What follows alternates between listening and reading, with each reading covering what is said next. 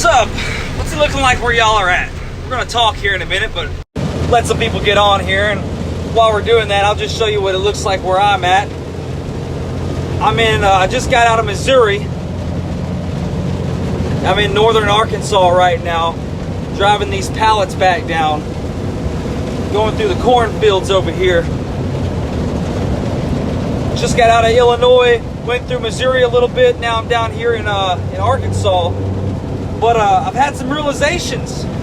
That have come to me over the last 4 to 6 weeks, and these realizations started happening as I'm sitting in my truck doing business, as I'm sitting in my, laying in bed doing business, as I'm driving up to Oklahoma to my in-laws doing business, as I'm on their back porch or on the four-wheeler or on here in a box truck doing business in Illinois, while I'm on a storm chase, while I'm hanging out with my children.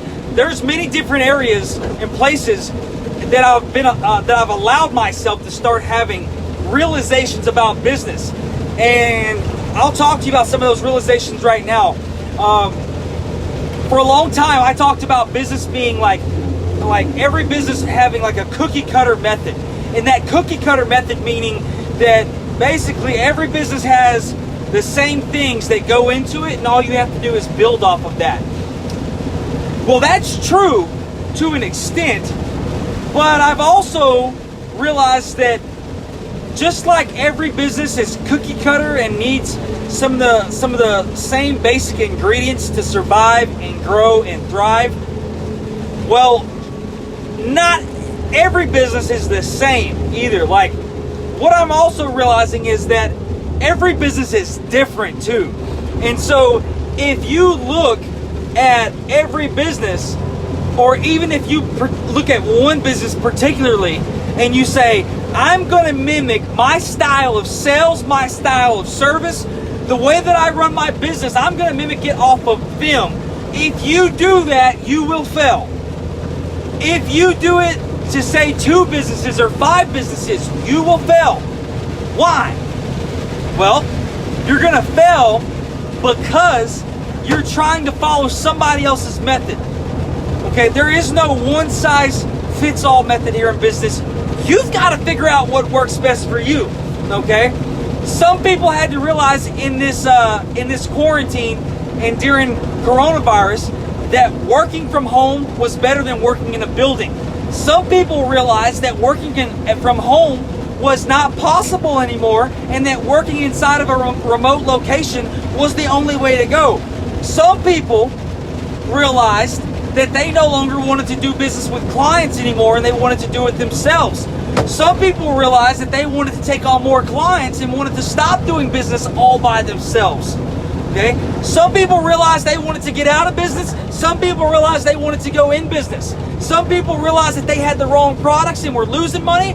Some people realized that they were making a lot more money than they realized. Okay?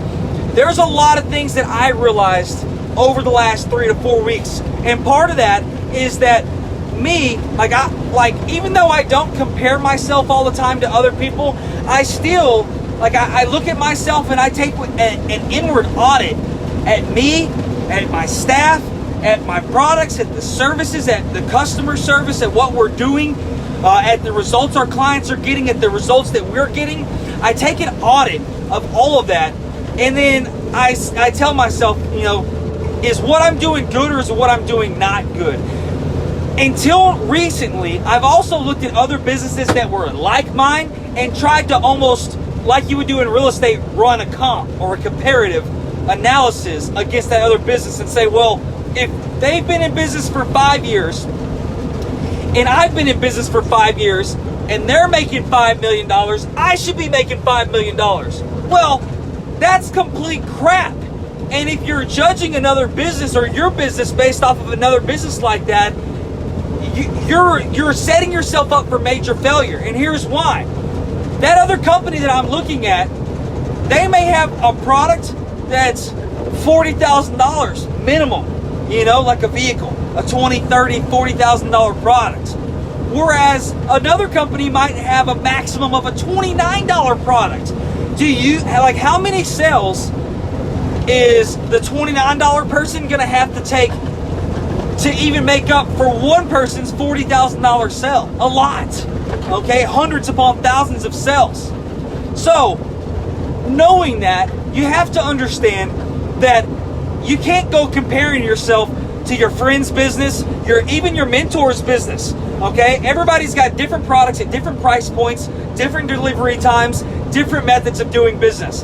Don't go out there and compare yourself to Joe Schmuckatelli down the street and saying, well, he's been in business for 2 years and is making $100 million. Woe is me and I must suck. That's not true. You just have probably different products at different price points. You've got a different business model going on. Okay, so judge yourself based off of yourself. Know your own numbers. Look at the books. Look at the numbers. Figure out, hey, is what I'm doing working or not? And that's as simple as it needs to get. That's as hard on yourself as you need to get.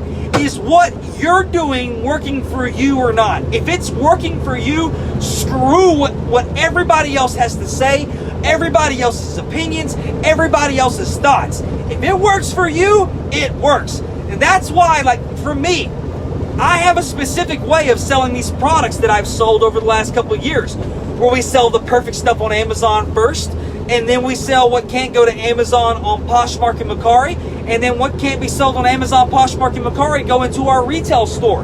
I've had a lot of people tell me that, Ryan, that business model is crap, it doesn't work, you'll lose money, it's no good.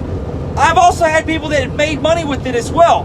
Me, myself, I've done very, very well with this business model, and I'm going to continue doing well with this business model. However, if I would have taken my business model and I would have shaped it off of somebody else's business, my competitors, the people that I look up to, my mentor, my business coaches, even larger companies like mine, Ross Marshalls, TJ Maxx, Hobby Lobby, if I would have looked at them, I'd be in a bad position right now. Hobby Lobby, they furloughed all their workers and closed their doors indefinitely.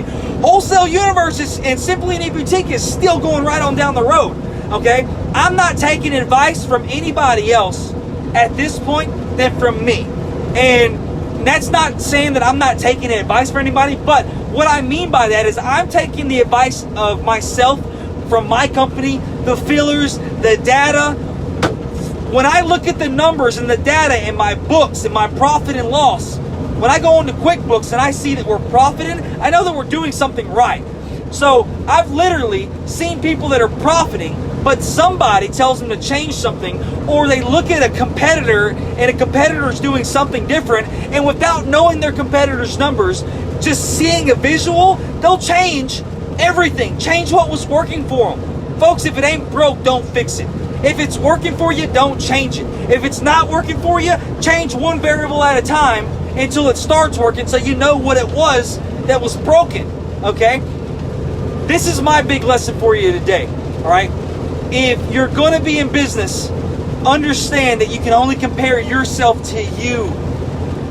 If you're just starting up in a new business, some of you have been in business for 15, 20, 30 years and you're just starting up with e-commerce. If you're just starting up with e-commerce and you've never done e-commerce before, maybe you were successful in real estate. Maybe you were successful as an insurance agent or a car salesman. Maybe you were successful as a teacher or as any other business owner, but you're not seeing the same success in e-commerce and reselling that you saw in other businesses.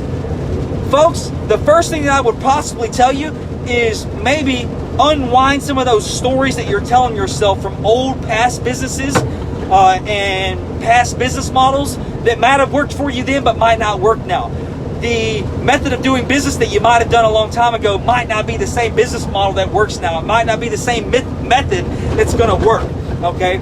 So some of the things that you have to do is go off of your own data. Stop going off of everybody else's data. Look at what works for you and not what works for everybody else, because what even works for a Chick-fil-A location in Longview might not be what works for a Chick-fil-A location in Marshall, 15 miles away. What works at a Macy's in East Texas East Texas, you heard me bite my tongue there. What works for a Macy's in East Texas or a Walmart in East Texas is not going to work for a Walmart and a Macy's in New York or Seattle or Florida or California. They all have different clientele. They all have different products. They have different weather, different geographical locations.